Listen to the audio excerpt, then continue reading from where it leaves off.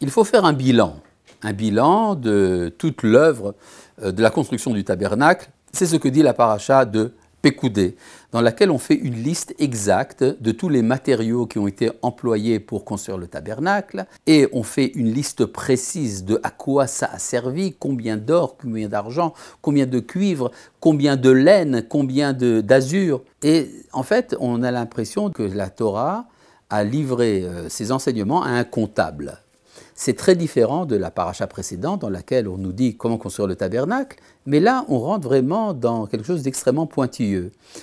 Ça donne un peu le sentiment, et c'est effectivement ce qui ressort des Midrashim, ça donne un peu le sentiment qu'on veut s'acquitter de la suspicion, comme quoi par exemple Moïse aurait utilisé une partie de l'or et de l'argent amenés pour le tabernacle à son profit personnel.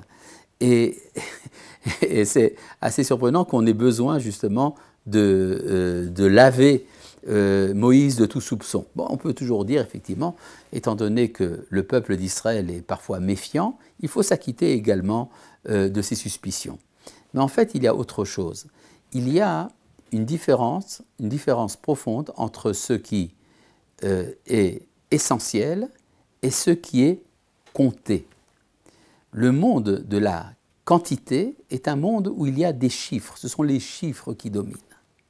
Tandis que le monde de l'essence, comme dit Antoine de Saint-Exupéry dans Le Petit Prince, l'essentiel n'est pas visible, se cache aux yeux. Eh bien, c'est exactement ça, ces deux dimensions qui apparaissent dans le tabernacle. Il y a le tabernacle en tant que lieu de résidence de la présence divine, et il y a le tabernacle en tant que projet d'architecture.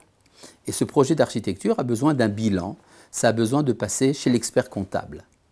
Eh bien, ça veut dire que la Torah, en fait, veut nous apprendre que la plénitude du monothéisme, ça implique toutes les dimensions.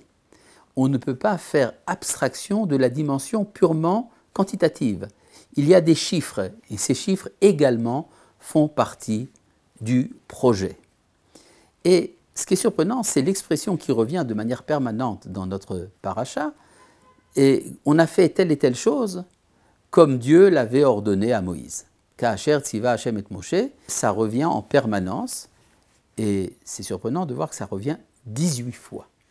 18 fois, la Torah nous dit, et on a fait comme Dieu avait ordonné à Moïse.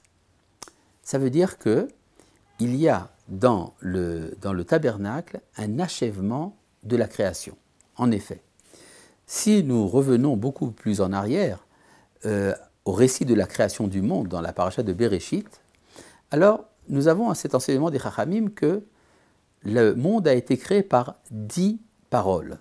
C'est-à-dire il y aurait 10 volontés qui s'entremêlent pour la création du monde. C'est quoi ces 10 volontés? C'est à chaque fois qu'il est dit dans la Torah « Vayomer Elohim » et Dieu dit. Mais si on fait le compte, on est surpris parce qu'effectivement on voit qu'il n'y a que 9 fois qu'apparaît l'expression « et Dieu dit ». Eh bien, le Talmud répond « oui, mais au commencement, Dieu créa » est également une parole. Alors pourquoi ne pas dire « et Dieu dit » Parce que pour dire, il faut qu'il y ait un interlocuteur. Et lors du premier mouvement, du premier acte créateur, il n'y a pas d'interlocuteur. Donc ça reste entièrement fermé sur lui-même. Au commencement, Dieu créa. Mais une fois qu'il y a un commencement, alors Dieu peut s'adresser à son commencement. Et c'est alors qu'il dit « Vayomer Elohim » et Dieu dit, et ça revient 9 fois. Donc si on prend ça de manière précise, ça veut dire que la première parole créatrice est inaccessible à l'homme, l'origine est inaccessible, mais que les hommes peuvent comprendre 9 des 10 paroles. Mais qu'est-ce que c'est que le tabernacle? Eh bien, le tabernacle, c'est le moment de l'achèvement de la création où l'homme va également participer de sa part à la création du monde. Donc, si il y a 9 paroles qui sont adressées à l'homme de haut en bas, eh bien, cette réponse de bas en haut sera faite également de 9 paroles. 9 et 9, ça fait 18. Donc, il y a 18 paroles qui vont être le signe que le tabernacle inclut en lui toute l'œuvre de la création. Et de là, vous pouvez passer facilement à tous les symbolismes qu'on trouve dans les Midrashim, comme quoi, en fait, le tabernacle serait une sorte de microcosme, une sorte de représentation idéal de la création dans l'absolu. Et c'est pour ça que vous avez des comparaisons entre les boutons de cuivre qui étaient dans le plafond, pourrait-on dire, de la tente d'assignation, ça ressemble aux étoiles. Et puis vous avez le candélabre qui ressemble aux planètes.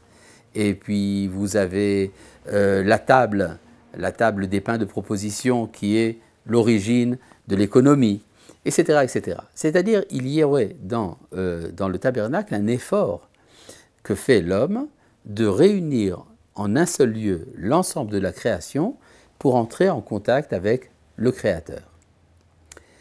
Il est intéressant de voir la manière dont le récit de la mise en place du tabernacle s'achève. En effet, la Torah nous raconte que Moshe a mis en place tous les éléments du tabernacle.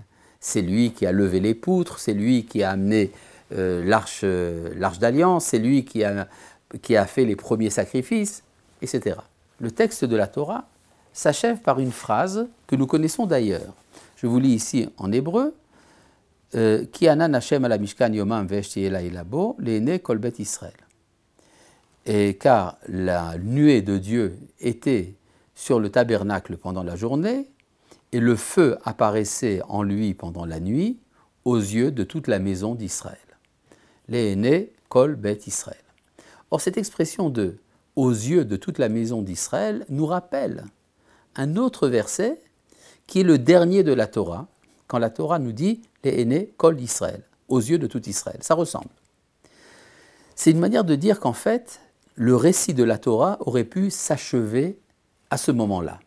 En effet, si on comprend un peu ce que dit la Torah, eh bien la Torah nous dit, si on résume très rapidement, que Dieu a créé le monde pour créer l'homme, pour que se forment des nations, et qu'une des nations soit choisie d'entre toutes les nations, pour recevoir la parole, la Torah, et entrer sur une terre, le pays de Canaan, et y construire le temple.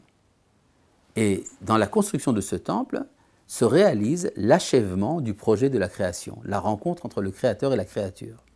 Or, nous avons ici également un récit sur un temple ambulant, le tabernacle. Mais si tout avait bien marché, eh bien l'histoire se serait achevée à ce moment-là et on serait passé à une phase supérieure. Mais le problème, c'est que le tabernacle a été construit dans le désert, il a été construit en route, donc il n'est pas à sa place. Et c'est pour ça que la Torah rajoute deux mots, Bechol Mas'ehem, dans tout leur voyage. Et donc ça veut dire qu'en fait, la Torah nous dit, le temple a été construit, mais il est déplacé. Alors il faut attendre que tout se finisse pour que finalement ce temple soit construit en Eretz Israël, et finalement ça n'a pas marché. Le tabernacle finalement n'a pas tenu le coup dans la guerre contre les Philistins, puis après il y a eu le premier temple de Jérusalem qui lui a été détruit, et le deuxième qui a été détruit, et le troisième est en attente. Ce qui veut dire qu'en fait, la Torah nous dit, c'est vrai que ça a bien marché à l'époque, mais c'était dans un monde théorique, c'était dans le désert. Et il y a maintenant toute l'histoire, tous les voyages des enfants d'Israël pour arriver à l'accomplissement du projet de la rencontre entre le Créateur et la créature qui se fera, vite et de nos jours, dans le troisième temple.